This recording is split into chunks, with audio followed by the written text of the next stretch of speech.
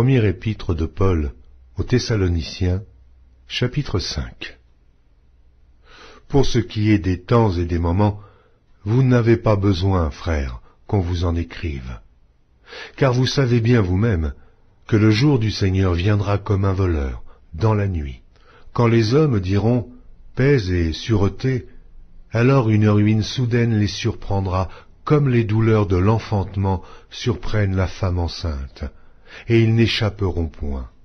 Mais vous, frères, vous n'êtes pas dans les ténèbres, pour que ce jour vous surprenne comme un voleur.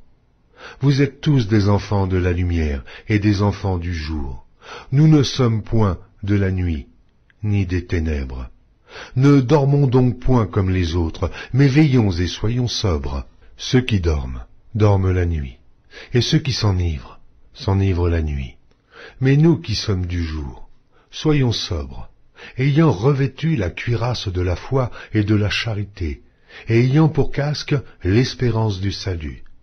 Car Dieu ne nous a pas destinés à la colère, mais à l'acquisition du salut par notre Seigneur Jésus-Christ, qui est mort pour nous, afin que, soit que nous veillions, soit que nous dormions, nous vivions ensemble avec lui.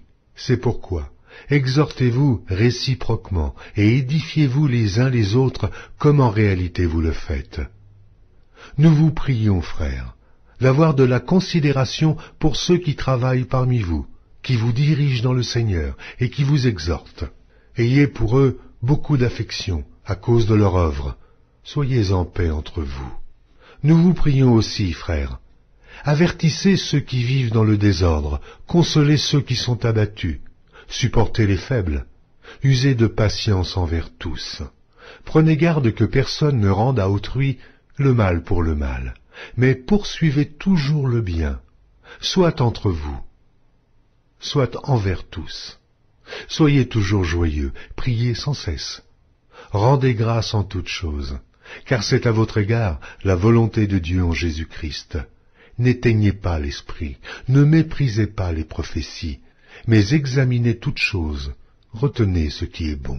Abstenez-vous de toute espèce de mal. Que le Dieu de paix vous sanctifie lui-même, tout entier, et que tout votre être, l'esprit, l'âme et le corps, soit conservé irrépréhensible lors de l'avènement de notre Seigneur Jésus-Christ. Celui qui vous a appelé est fidèle, et c'est lui qui le fera. Frères, priez pour nous. Saluez tous les frères par un saint baiser. Je vous en conjure par le Seigneur, que cette lettre soit lue à tous les frères. Que la grâce de notre Seigneur Jésus-Christ soit avec vous.